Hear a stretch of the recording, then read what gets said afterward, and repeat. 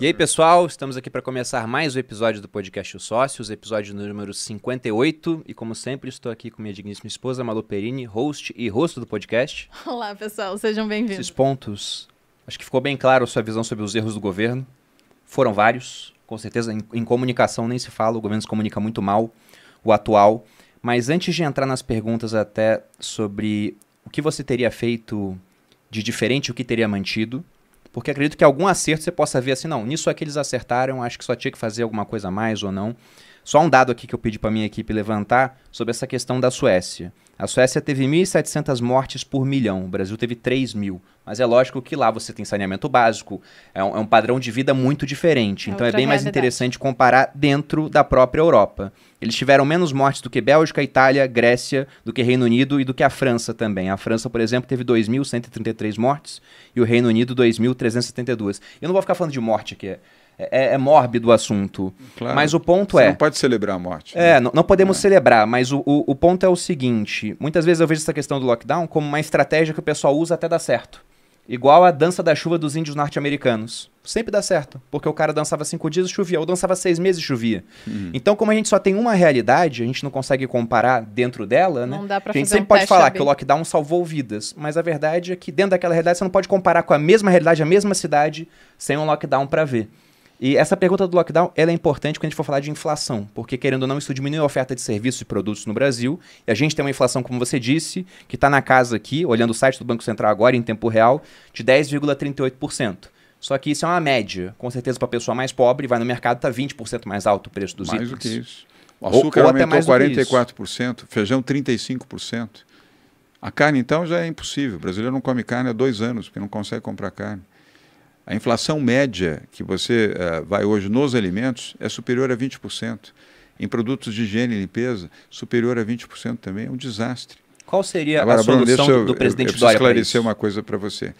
Não houve lockdown no Brasil. Nenhum estado brasileiro fez lockdown. Não foi só São Paulo. Nenhum estado brasileiro fez lockdown. Uma coisa é quarentena, outra coisa é lockdown. 74% da economia de São Paulo continua aberta. Construção civil, que é o maior empregador aqui do estado de São Paulo, nenhuma interrupção, toda a construção civil seguiu aberta, seguiu funcionando. Todos os setores da economia, exceto os setores de serviços, porque o setor de serviços impunha no comércio, em restaurantes e bares, em áreas de alimentação, o convívio entre as pessoas. O convívio entre as pessoas gerava mais riscos, mais contaminação e mais potencial de morte. É isso. E aqui, o que foi feito aqui foi feito em outros estados brasileiros também. A diferença de São Paulo é que nós trouxemos a vacina. Mas outros governadores sofreram, como eu sofri também, esse mal-estar e esse sentimento de que, pela voz, principalmente de negacionistas, diziam que o inimigo da economia eram as medidas restritivas. O inimigo da economia foi a pandemia, Bruno. Foi a pandemia, aliás, no Brasil e no mundo. Foi isso que colocou a economia do mundo no chão. Não foram as medidas restritivas, não foi o uso de máscaras, não foram as medidas de álcool em gel que provocaram desemprego, foi a pandemia. A pandemia se abateu sobre 216 países do mundo, foi um desastre. A pior situação, a situação mais dramática desde a Segunda Guerra Mundial. E Deus queira que essa situação do conflito da Rússia com a Ucrânia possa se estabilizar e possam ter um entendimento de paz. Senão nós estamos no risco também, Deus me livre, deixa eu até bater aqui, de uma situação de um conflito mundial. Mas vamos olhar pelo lado bom das coisas também.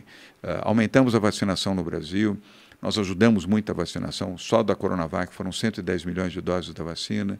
Eu não sei se você já é mãe, Malu, mas colocamos 10 milhões... Ainda não. Uhum. Mas será. Serão, né? Final do ano a gente tá pensando boa, boa. É uma das maiores alegrias, eu não preciso, vocês sabem disso. Nós colocamos 10 milhões de doses da vacina Coronavac para crianças para o Ministério da Saúde. Hoje, exatamente hoje, nós liberamos as máscaras ao ar livre. Por quê? Porque nós temos uma redução do número de internações, uma redução do número de ocupação de leitos de UTI e, felizmente, a redução do número de óbitos. E o aumento da vacinação de adultos, com as 2 doses da vacina, inclusive com a 3ª dose de reforço, e quase 75% de crianças vacinadas de 5 a 11 anos. Provavelmente até depois de amanhã nós teremos mais de 80% de crianças vacinadas. Então, foi possível liberar o uso de máscara aqui em São Paulo com toda a segurança.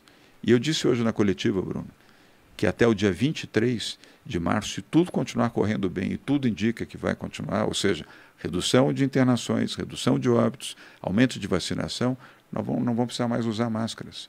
Mas isso graças à ciência, à medicina e à saúde, e à vacina.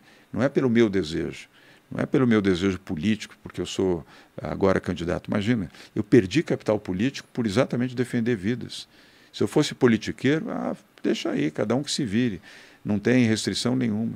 Eu protegi vidas e tenho absoluta consciência disso. Ajudei a salvar vidas. Sei que isso me custou um capital político enorme. Não tem problema.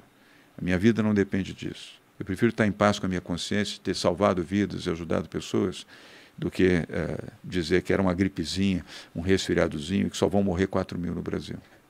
Sim.